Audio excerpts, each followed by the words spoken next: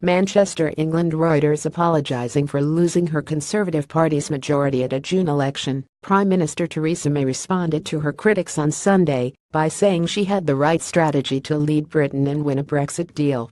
May, who has faced calls from within her party to step down, wants to use the Conservatives' annual conference in the northern English city of Manchester this week to try to reset her agenda, offering money to students and those people she once described as just about managing in Britain.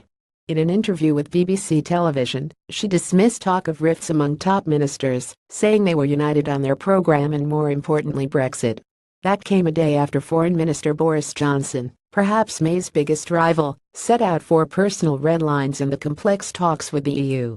But with thousands of protesters just outside the conference centre gates demanding Britain stay in the European Union, May has a long way to go to unite not only her governing party, but also the country after last year's divisive referendum vote. We've listened to the message that came from that June election. But I've been very clear. I called the election, I led the campaign, I take my responsibility, and I'm sorry that some very good members of parliament lost their seats, May said in an appeal to those party members still angry over the vote.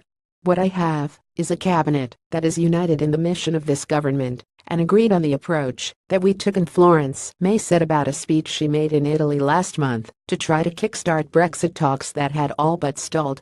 Boris is absolutely behind the Florence speech and the line that we have taken.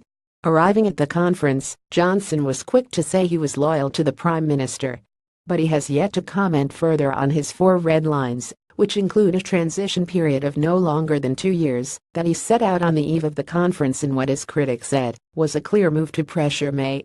Minister after minister appealed for unity from a party deeply disillusioned by the June election, with several saying the only way to win back voters was to challenge the growing appeal of the main opposition Labour Party directly. I think one of the problems we have at the moment, and what kind of rankles with me a little bit, is that we have got to stop talking about the party, Trade Minister Liam Fox told an event. Theresa May arrives back at the Midland Hotel on the opening day of the Conservative Party conference in Manchester, Britain, October 1, 2017.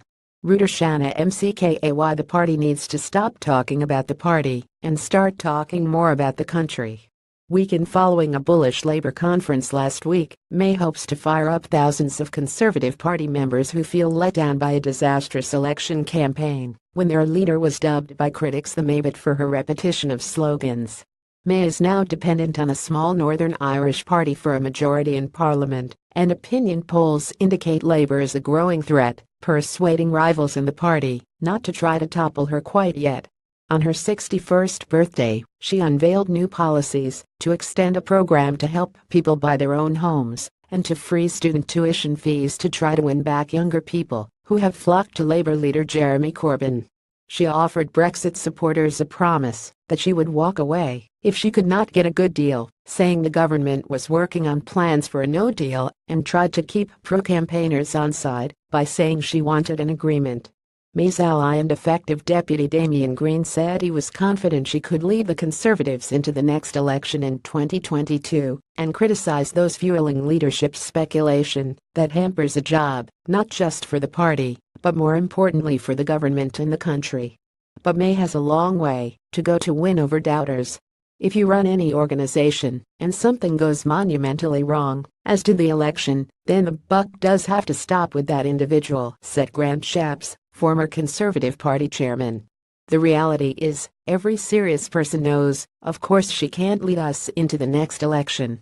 Additional reporting by Guy Falconbridge, editing by Ralph Bolton and Matthew Pope. Bigor Standards Thomson. Reuters. Trust Principles.